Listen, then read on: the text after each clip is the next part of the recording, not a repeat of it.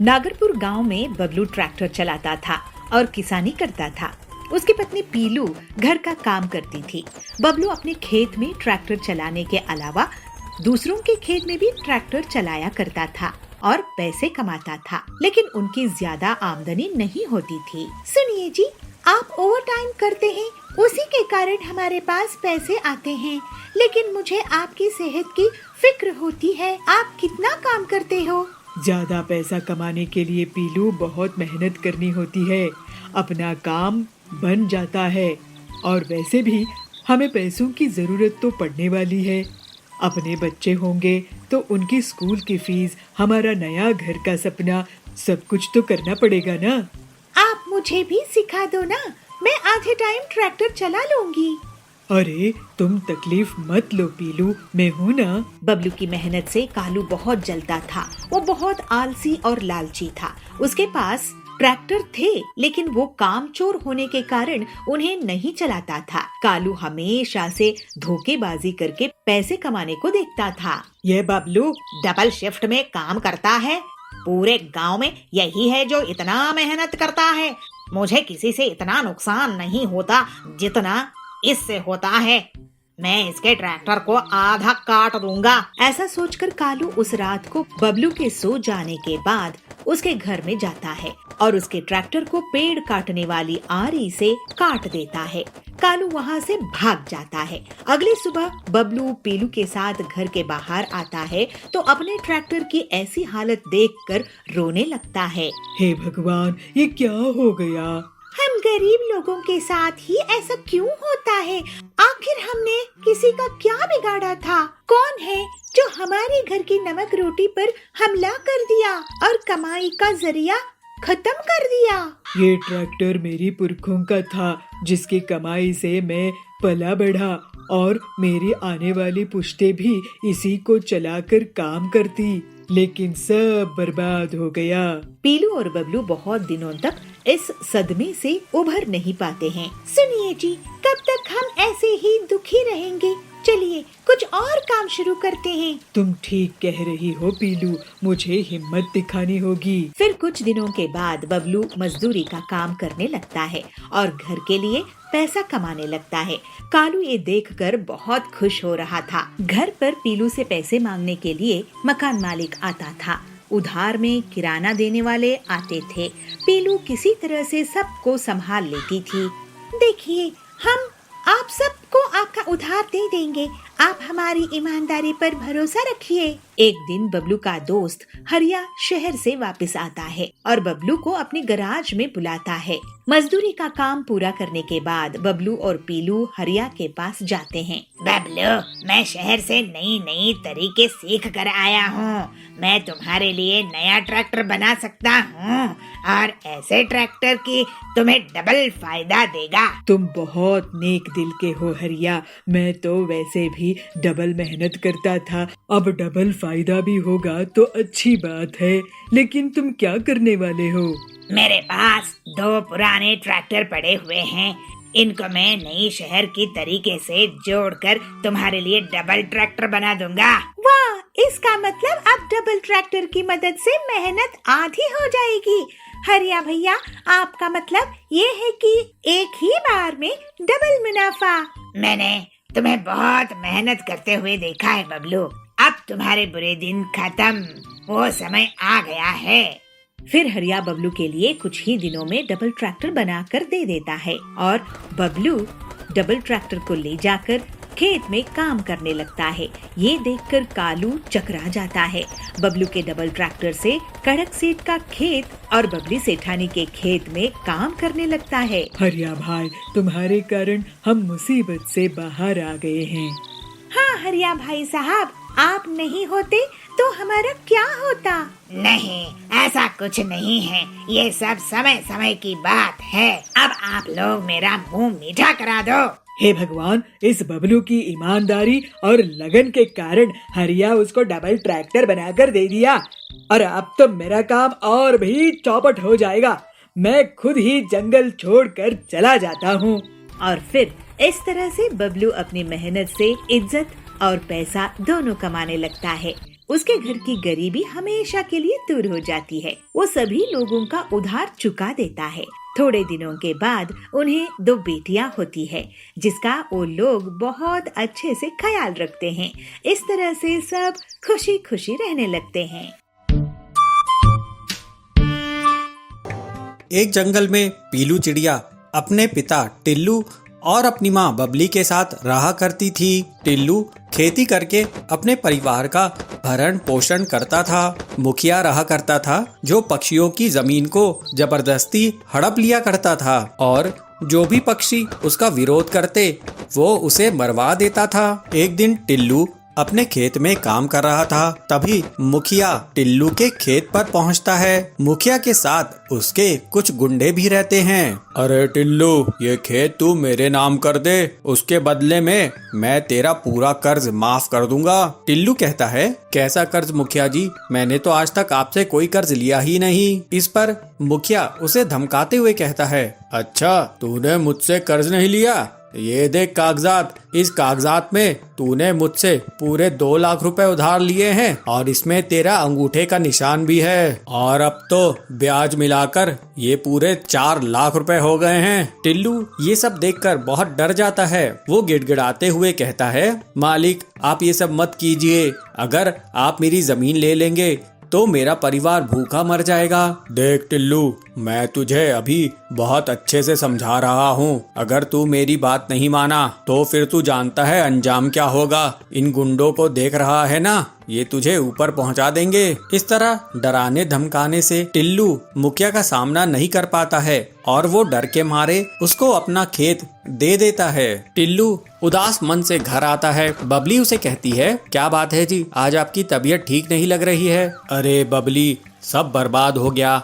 आज मुखिया खेत पर आए थे, उन्होंने फर्जी कागजात बनाए कि मैंने उनसे कर्ज लिया था, जबकि मैंने उनसे कोई भी कर्ज नहीं लिया था। अब डरा धमकाकर उन्होंने मेरी जमीन हड़प ली है। पीलू अपने पिता से कहती है, पिताजी आप मेरे साथ मुखिया के घर चलिए, मैं उससे अपना खेत वापस लेके ही आऊंगी। फिर टिल्लू पीलू के साथ मुखिया के घर चला जाता है। पीलू गुस्से में मुखिया से कहती है, बदमाश मुखिया जी, आपकी हिम्मत कैसे हुई मेरे पिताजी से खेत हड़पने की, अब उसे तुरंत वापस कीजिए। मुखिया कहता है, अरे टिल्लू, तेरी बेटी तो बहुत सुंदर दिखती है, गुस्से में तो ये और भी अच्छी लगती है। एक काम कर, तू मेरी इससे शादी करा दे, फिर तुझे तेरा खेत वापस मिल जाएगा। टिल्लू अपनी बेटी से कहता है, देखा बेटी, ये कितना बदतमीज है, ये बदमाश है, इसके मुंह मत लग, चल मैं किसी और के खेत में काम करके अपना घर संभाल लूंगा। इस तरह कुछ दिन बीत जाते हैं। फिर टिल्लू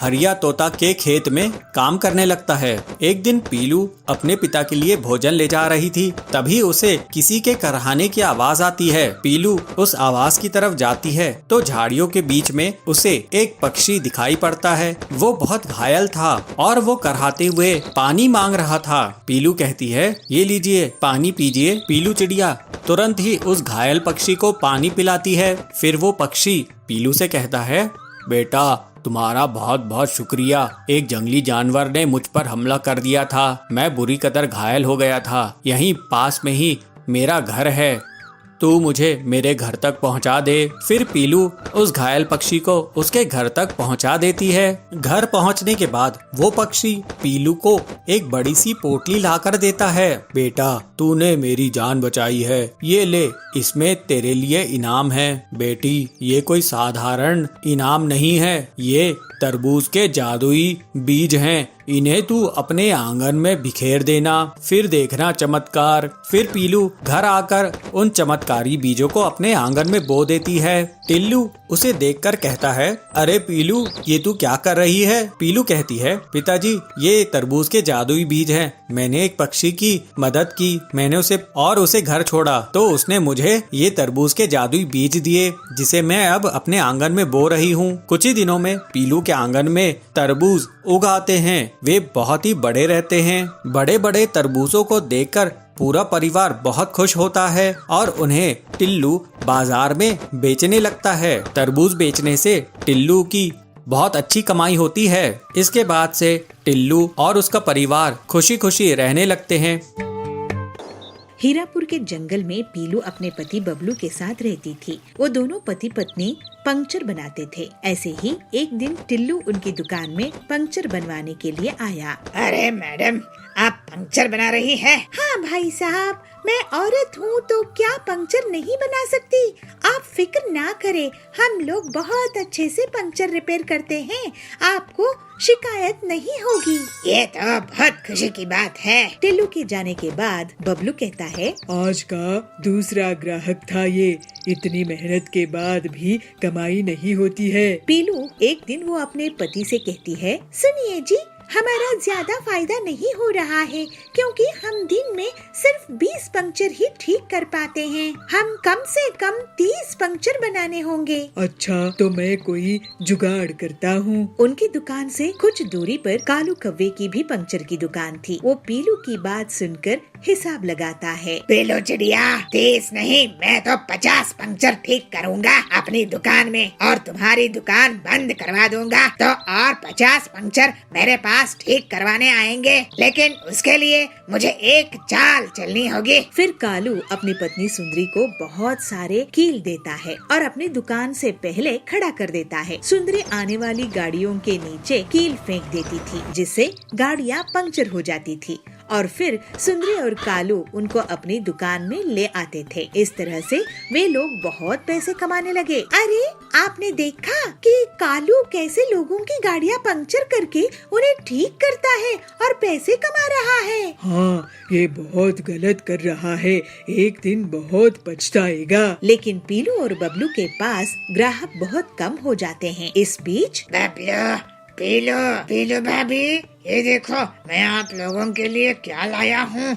ये है ऑटोमेटिक पंक्चर बनाने की मशीन। देखने में साधारण हवा भरने वाले पंप जैसी लगती है, लेकिन इससे आप लोग दिन में 100 पंक्चर बना सकोगे। लेकिन हरिया भाई, हमारे पास तो आजकल 10 ग्राहक भी नहीं आते हैं। फिर पीलू हरिया को कालू और सुंदरी के बारे में बताती है। तो हरिया तोता कहता है, तुम अपनी ईमानदारी मत छोड़ना, बाकी ऊपर वाले के हाथ में है। मैं आज से स्कूल और ऑफिस में लेटर देके आऊंगी कि हमारे यहाँ ऑटोमेटिक पंक्चर बनाने की मशीन है और जो ग्राहक आएंगे उसे हम 50% डिस्काउंट देंगे। ऐसे पीलू सोचती है। तो बबलू कहता है, आइडिया तो अच्छा है पीलू, कम से कम खाने के लायक पैसे तो आएंगे, नहीं तो कालू ने तो हमारी दुकान बंद ही करवा दी है। क्यों बबलू, ये मेरी नई कार कैसी लग रही है? सुनो, दुकान बंद करके तुम मेरे नए घर आना। बबलू पीलू, देखना हमारी दीवार जितनी टीवी है, डबल डेकर फ्रिज है और सुंदरी के पास तो गहने भी है। तुम्हारी तरह गरीब नहीं है हम लोग। तो पीलू कहती है, जाओ कालू जाओ, हम ईमानदार थे, हैं और रहेंगे। कालू उनकी हंसी उड़ाकर चले जाता है। इसी तरह कुछ दिनों के बाद तेज रफ्तार से बड़ी सी गाड़ी आ रही होती है। सुंदरी ये देखकर सोचती है, अरे इतनी बड़ी कार, इनसे तो 1000 रुपए लूंगी पंक्चर ठीक करने का। और वो कार के नीचे कील फेंक देती है। कार डगमगाते हुए रुक जाती है। जैसे ही कालू और सुंदरी उसके पास जाते हैं, उसके अंदर से डाकू निकलते हैं। मैंने देखा कि तूने हमारी गाड़ी की पंक्चर की थी। डाकुओं से चोरी, अभी हम तुम्हारा घर लूटेंगे। फिर वो डाकू कालू के घर से रुपये, गहने और फिर कालू की कार चुराकर भाग जाते हैं। हाय, हम लुट गए, बर्बाद हो गए। सारी चोरी की कमाई चोरी हो गई। अब आगे से कसम खाते हैं ऐसा नहीं करेंगे। कालू कसम खाता है। तो पीलू कहती है, हमारी दुकान बंद करने चले थे, खुद ही दुकान लूट बैठे। इसके बाद पीलू और बबलू अपनी मशीन से पूरे जंगल के लोगों की गाड़ी का पंक्चर ठीक करते थे और जल्दी ही वो लोग बहुत अमीर हो गए। फिर दोनों पति पत्नी खुशी खुशी ईमानदारी से रहने लगे। बिलासपुर में बबलू नाम का कबूतर रहता था। वो किसी भी चीज से कोई भी सामान बनाने की हुनर रखता था, जैसे प्लास्टिक की बोतल से नाव बनाना, कार्डबोर्ड से सजावटी सामान बनाना वगैरह। ये बात उसकी माँ पीलू को पसंद नहीं थी। बेटा बबलू, तू हमेशा कुछ न कुछ करता ही रहता है, लेकिन काम की एक भी चीज नहीं करता। आखिर कब सुधरेगा तू? तेरी शादी भी तो करवानी है। माँ, मैं काम करके जितना पैसा कमाता हूँ उतने में घर का खर्चा तो चल जाता है ना। तुम मुझे ताना कब बंद करोगी? घर खर्च का जितना पैसा आता है उतना तो तू घर के सामान से फालतू की चीजें बनाने में लगा देता है। घर की पूरी बोतल्स, घर की अलमारी की लकड़ी सब बेकार गई। मैं इतनी मेहनत मजदूरी करके घर चला रही हूँ और एक तू है कि सारा सामान कबाड़ा कर देता है। माँ, मुझे कुछ दिन और दो, तुम जरूर एक दिन मुझ पे गर्व करोगी। भगवान करे वो दिन जल्दी आए, नहीं तो तू तो हमारा घोंसला ही बिकवा देगा। इस तरह से कुछ दिन और बीत जाते हैं। एक बार बबलू के घर में बर्तन दिखाई नहीं दे रहे थे तो उसकी माँ उसे आवाज लगा के कहती है, बबलू, ओ बबलू, कहाँ है तू? हाँ माँ, क्यों आवाज दे रही हो?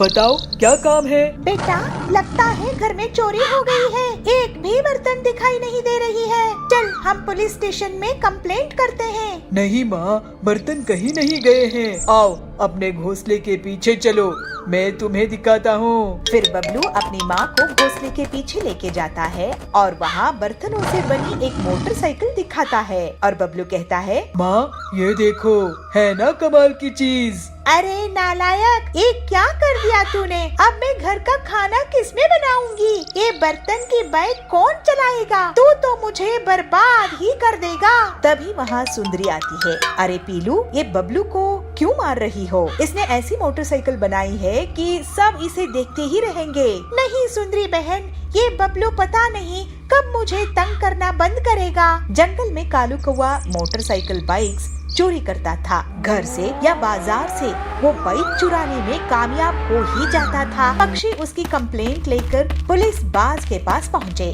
इंस्पेक्टर बाज जी, हमारी बाइक रोज चोरी हो रहे हैं, आप कुछ कीजिए ना। औजार तो मेरे 5 साल में बेटे की बाइक भी चुरा के ले गया। मैं तो लुट गया इंस्पेक्टर भाईजान। हाँ, लगता है ये काम कालू कौवे का है।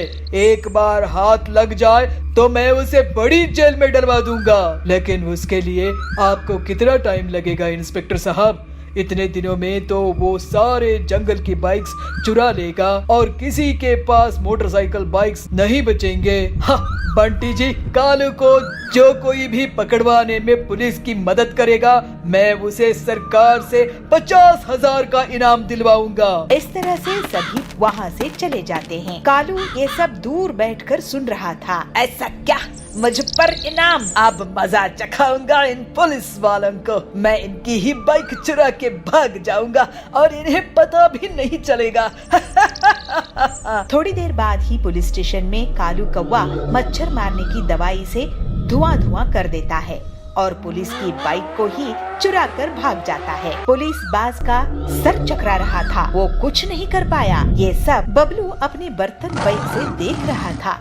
फिर वो तुरंत ही कालू कौवे का अपनी बर्तन बाइक से पीछा करने लगता है और जल्दी ही बबलू कालू की बाइक के पास पहुंच जाता है और उसे जोर से एक लात लगाता है। कालू की बाइक डगमगा जाती है और कालू जोर से गिर जाता है। बबलू अपनी बर्तन बाइक से कालू को पकड़ने में कामयाब होता है और फिर उसे पुलिस स्टेशन लेके आता है। अरे ये क्या? ये कौन सी नायाब बाइक है जिससे तूने मुझे पकड़ा है? ये मेरी स्पेशल बर्तन बाइक है। ऐसी बाइक तो मैंने पहले कभी नहीं देखा। और अब तुम ऐसी बाइक को क्या, कैसी भी बाइक को नहीं देख पाओगे, क्योंकि अब तुम जेल में पड़े रहोगे। फिर अगले दिन पूरे जंगल के सामने बबलू को पुलिस के द्वारा पूरे 50,000 का इनाम दिया जाता है।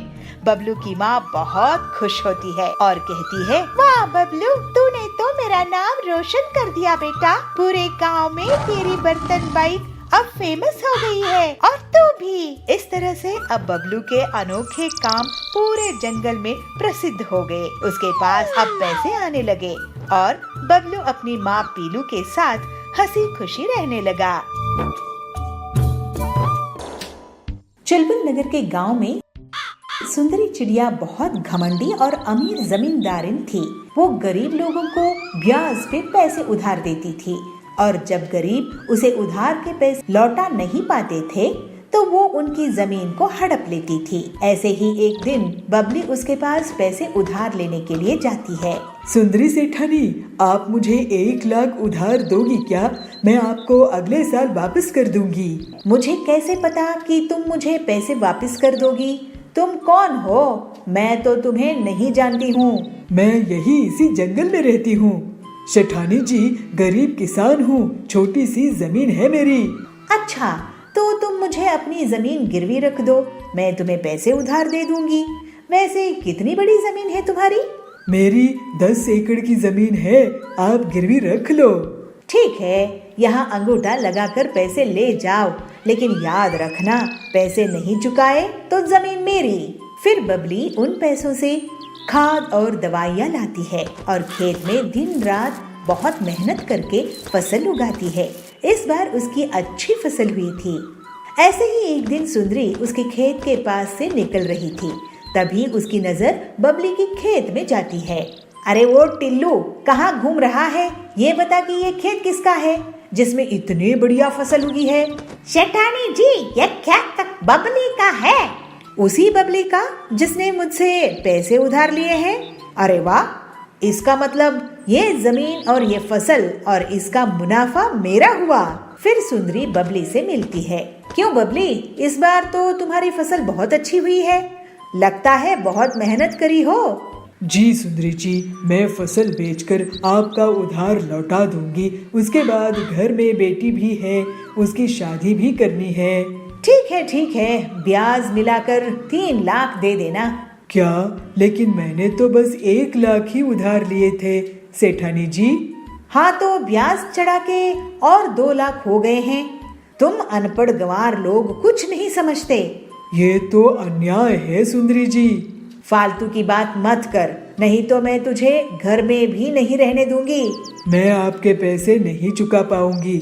नहीं, आप मेरी जमीन ही रख लो। शाम में बबली अपने घर आई और अपनी बेटी पीलू को रोते रोते सब कुछ बता दी। मैं उस लालची सेठानी को देखती हूँ, वो अपने आप को क्या समझती है। आप चिंता मत करो माँ, अब मैं उससे सभी चिड़ियों की हड़पी हुई जमीन वापस करवाऊंगी।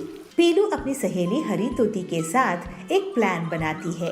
दोनों सहेलियां एक छोटी सी खेत की जमीन में एक नकली पेड़ लगाती है और फिर उस पेड़ को लाल रंग से रंग देती है।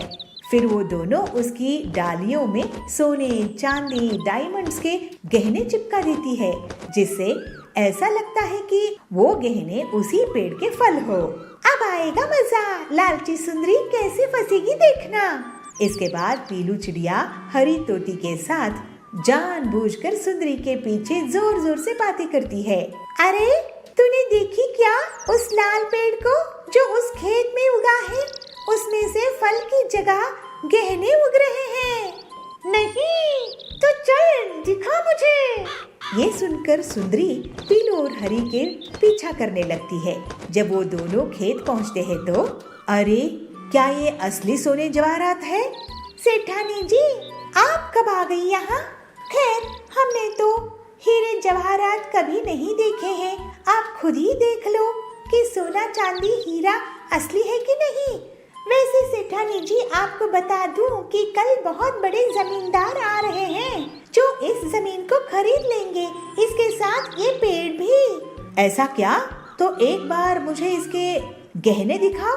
फिर पीलू और हरी तोती गहने दिखाते हैं। अरे, ये तो सही में हीरे हैं, हीरे। चलो, अच्छी बात है। अब हम ये जमीन उस शहर वाले सेठ को बेच देंगे। नहीं, ये जमीन तो मुझे चाहिए। लेकिन आपके पास इतने पैसे हैं क्या सेठानी जी? अरे पीलू, तुम गरीब लोग गरीब ही सोचोगे। इसके लिए तो मैं अपनी पूरी जमीन जायदाद बेच दूंगी, लेकिन मैं इस पेड़ की जमीन को खरीद के ही रहूंगी। ठीक है, तो फिर सौदा पक्का। आपकी पूरी संपत्ति के बदले में ये जमीन। ये लीजिए इस जमीन के कागजात। लेकिन पहले आप अपनी संपत्ति के कागज मेरे नाम कर दीजिए। फिर सुंदरी अपनी पूरी संपत्ति, जमीन जायदाद, गाड़ियाँ, हवेली पीलू के नाम कर देती है और उस छोटी से पेड़ वाली जमीन को बदले में ले लेती है। अगले दिन कुछ लोग उस पेड़ के पास इकट्ठा होते हैं। क्यों गरीब लोग, कैसा लगा मेरा ये गहनों का पेड़? जरा हमें भी दिखाना गहने सेठानी जी। ये देखो। फिर सुंदरी उन्हें गहने दिखाती है। तभी टिल्लू के बगल में खड़े हुए पक्षी के हाथ से उस हार में पानी गिर जाता है और उसका सुनहरा रंग मिट जाता है। अरे ये क्या, पीलू मुझे लूट ली, बर्बाद कर दी। ये तो नकली लोहे की चेन है जिस पर सोने का नकली रंग लगा हुआ था। इस तरह से सुंदरी को उसकी धोखाधड़ी की सजा मिल जाती है और पीलू की मदद से बबली और बाकी जंगल के पक्षियों को उनकी लूटी हुई जमीन वापस मिल जाती है। फिर सब खुशी खुशी रहने लगते हैं।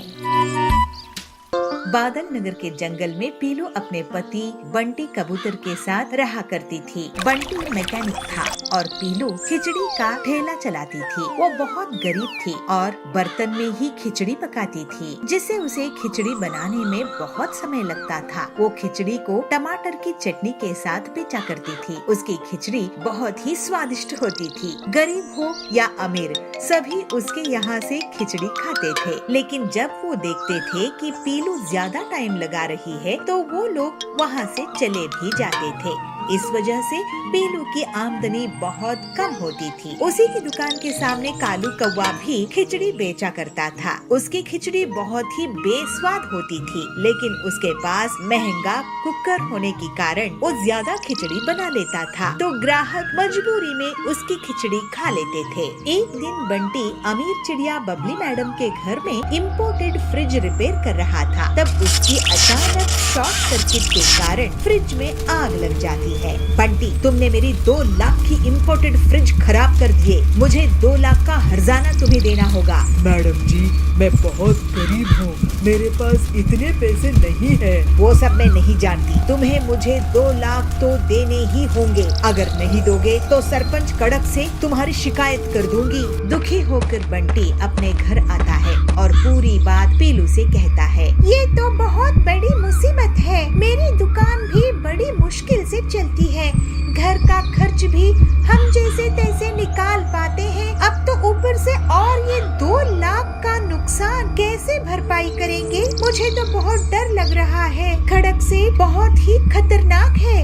अगर उन तक बात पहुंच गई तो हमारी खैर नहीं। मैं पैसे जुगाड़ने की कोशिश करूंगा। टिल्लू से कुछ रुपए उधार लाता हूँ। ऐसे कहकर दोनों पति पत्नी पैसे उधार लेने के लिए टिल्लू के पास चले जाते हैं। टिल्लू, मुझे कुछ रुपए उधार चाहिए थे। बदले में मैं तुम्हारे यहाँ मैकेनिक का काम कर दिया करूँगा। क्या बात कर रहे हो बबलू भाई? क्या मैं तुमसे उधार के बदले में काम लूँगा? लेकिन तुम्हें उधार की जरूरत कैसे आ पहुँची? इन्हें अपने काम में बहुत बड़ा नुकसान हुआ है टिल्लू भैया। बबली मैडम को 2 लाख रुपए देने होंगे। अगर हमने पैसे वापस नहीं किए तो वो खड़क सेठ को बता देंगी और हमारे ऊपर बहुत बड़ी मुसीबत आ जाएगी। अब आप ही कुछ कीजिए। हाँ टिल्लू, हमारी थोड़ी मदद कर दो, बदले में मैं तुम्हारे यहाँ काम कर लूँगा। अरे तुम लोग घबराओ मत, मैं तुम्हारी मदद जरूर करूँगा। वैसे पीलू भाभी, आपका खिचड़ी का काम कैसा चल रहा है? मेरे पास कुकर नहीं है भैया। कालू के पास कुकर है तो वो बहुत ज्यादा खिचड़ी बना लेता है। मैं अकेले ज्यादा नहीं बना पाती हूँ तो बहुत कम आमदनी होती है। अरे बंटी भाई, तुम इतने होनहार मैकेनिक हो, तुम पीलू भाभी के लिए कुकर मशीन क्यों नहीं बनाते थे, जिससे ये ज्यादा क्वालिटी में और तेजी से खिचड़ी बना सकेगी और तुम्हारा बहुत मुनाफा भी होगा। अरे ये आइडिया मुझे क्यों नहीं आया? टिल्लू भाई, तुमने तो हमारी मुसीबत ही हल कर दी। अब मैं लकड़ी का कुकर मशीन बनाऊंगा। आखिर गरीबों के पास भी तो कुकर होना चाहिए। फिर थोड़े ही दिनों के बाद बंटी पीलू के लिए लकड़ी का कुकर मशीन बनाकर तैयार कर देता है और वो लोग मिलजुल कर खिचड़ी बनाने लगते हैं। एक दिन बबली मैडम उनकी दुकान में आती है। अरे वाह बंटी, तुमने तो ये नायाब कुकर मशीन बनाई है। ऐसी लकड़ी की कुकर मशीन तो मैंने पहले कभी नहीं देखी। जरा मुझे अपनी खिचड़ी तो खिलाओ। खिचड़ी खाकर बबली बहुत खुश होती है। इसका स्वाद भी बहुत टेस्टी है। बबली मैडम जी, आपकी तारीफ का शुक्रिया। ये लीजिए 25,000 रुपए।